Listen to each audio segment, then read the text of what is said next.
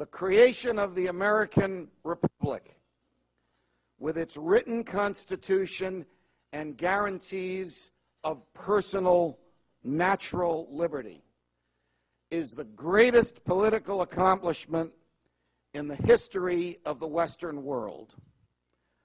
Unfortunately, almost from the very beginning of the creation of the Republic, those elected to preserve the Constitution began to dismantle it. In virtually every administration, from George Washington to George W. Bush, the government has sought ingenious ways to evade and avoid its obligations under our founding charter. But a little bit of background first. When we were colonists and the king and the parliament wanted to raise money, one of the ways they did it was by the use of the Stamp Act.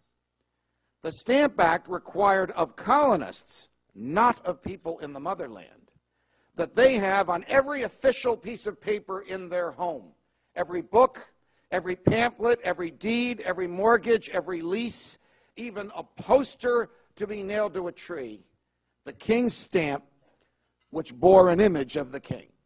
Question: how did the king's government know if you had his image on your papers in your house?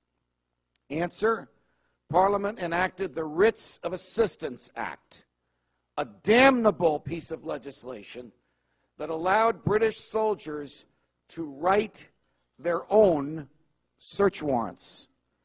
So a British soldier could show up at your front door and authorize himself in writing to examine the contents of your home, your barn, your property, ostensibly looking for the king's stamps. Of course, if they happened to find rum imported from the islands without a tax stamp on it, or furniture that had been imported from Great Britain, and you couldn't prove the tax was paid on it, the rum and the furniture would be seized and you would be carted away. The Stamp Act and the Writs of Assistance Act were among the last straws. In fact, the Stamp Act was so controversial that Parliament eventually rescinded it in an effort to quell the uproar on this side of the pond, but it didn't work.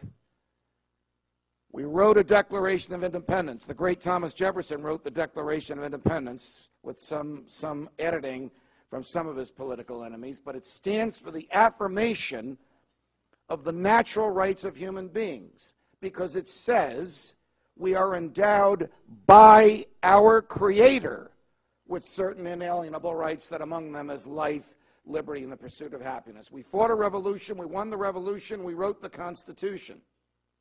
The whole purpose of the Constitution is to keep the government in check, to divide and diffuse power between the states and the central government, and further divide it and check it within the federal government itself.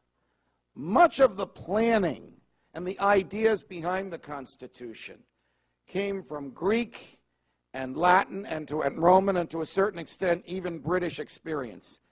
In the summer of 1787, in a swampy area of the city of brotherly love, the founding fathers debated, where do our rights come from?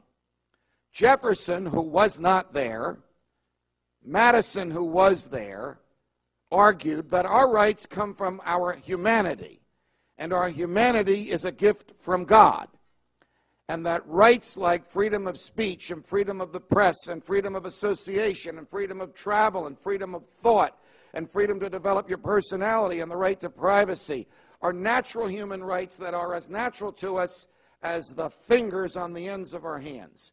That because God is perfectly free, and because we are created in His image and likeness, He imbued in each and every one of us the same natural desires for and right to freedom that he has.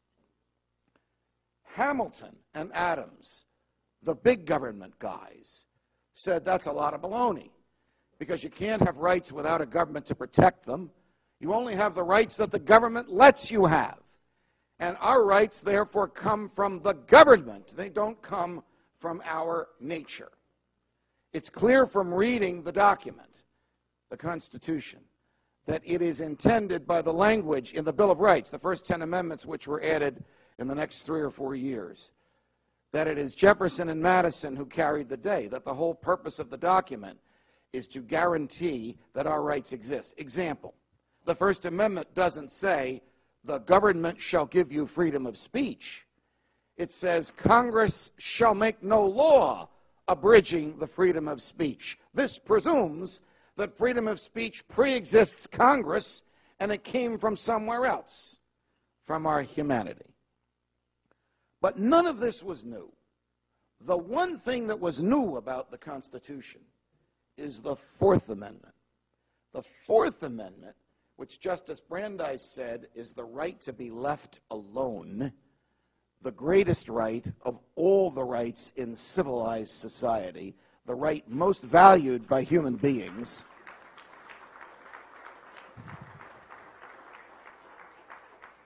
Today we call it the right to privacy. Here's what it means. It means that the government can't come and break down your door in the middle of the night like in the banana republics.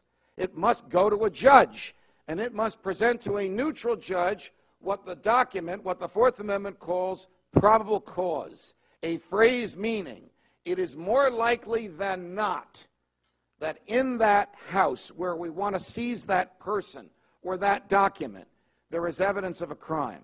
So no matter how guilty is the government's target, the Fourth Amendment puts a neutral judge between the government and the target. No matter who the target is, no matter what the target has done, no matter how guilty is the target, no matter how widespread is the belief in the guilt of the target, no matter how accurate is the belief in the guilt of the target, no matter how much the society fears the target, the government must go through a neutral judge before it can get to that target. Unfortunately, we have allowed the government a monopoly on the use of force in our society. The Fourth Amendment regulates that monopoly because no one could be trusted with the power to use unregulated force. And it is the Fourth Amendment that was intended forever to keep us from becoming what our cousins in Eastern Europe would become at the end of World War II. Now, almost from the very beginning, we'll give George Washington a break. He had enough to do setting up the basic guidelines. In the administration of John Adams, remember the contested election, they didn't run on tickets in those days. The president was John Adams. He was the biggest of the big government guys. The vice president was Thomas Jefferson. They didn't agree on anything. Adams defeated Jefferson for president in the Electoral College, and the original Constitution said the number one person becomes president, the number two becomes vice president. Adams thought there was too much freedom in the United States. The country was 8 years old when the Adams administration enacted the Alien and Sedition Acts, which, among other things, made it a crime punishable by 2 years in jail to criticize or to demean in public the president, members of the president's cabinet, or members of Congress. Note who was omitted from its protections. The vice president. They were happy to have TJ criticized all he could tolerate. And unfortunately, we laugh about it now, it's such a historical abomination. Unfortunately,